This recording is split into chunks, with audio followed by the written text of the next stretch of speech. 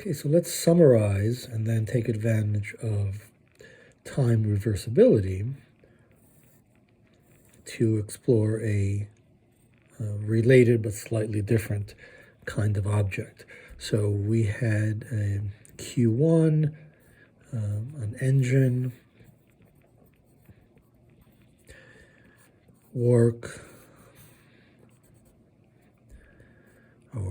engine, and then we had some Q2.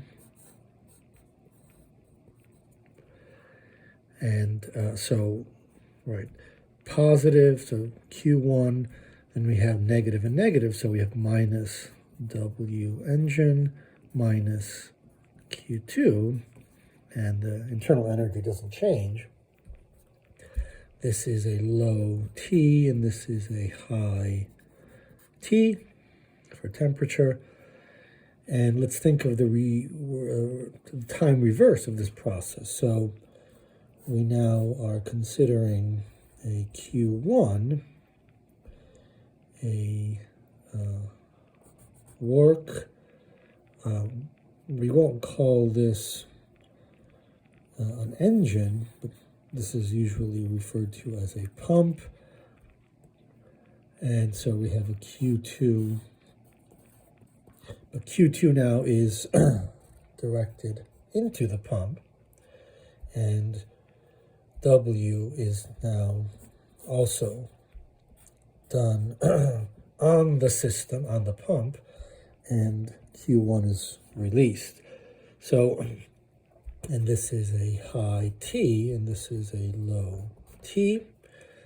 And so we have positive, positive, and negative. So we have Q2 plus, let's call this W pump, plus W pump, and then we have a minus Q1, and this is equal to 0, and so we have that W pump is Q1 minus Q2. This is the same as above, so it's the same as that. But we see that we can only have Q1 equal to Q2 if W, if the work is 0, right? And so this doesn't occur.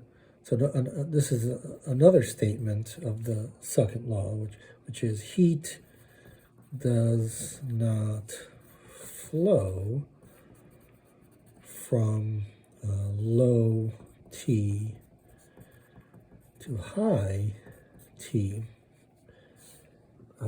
spontaneously on its own.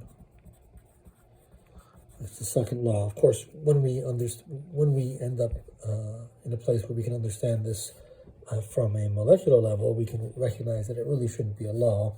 It's just a statement of likelihood that the system will almost, it's extremely unlikely to behave in this way, heat flowing from low T to high T, but it really isn't a law.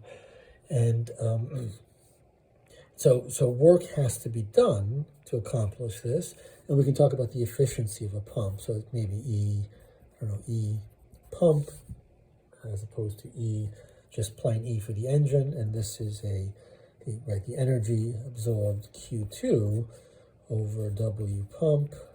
Right, the smaller the amount of work is needed to accomplish this, the greater the efficiency of the pump.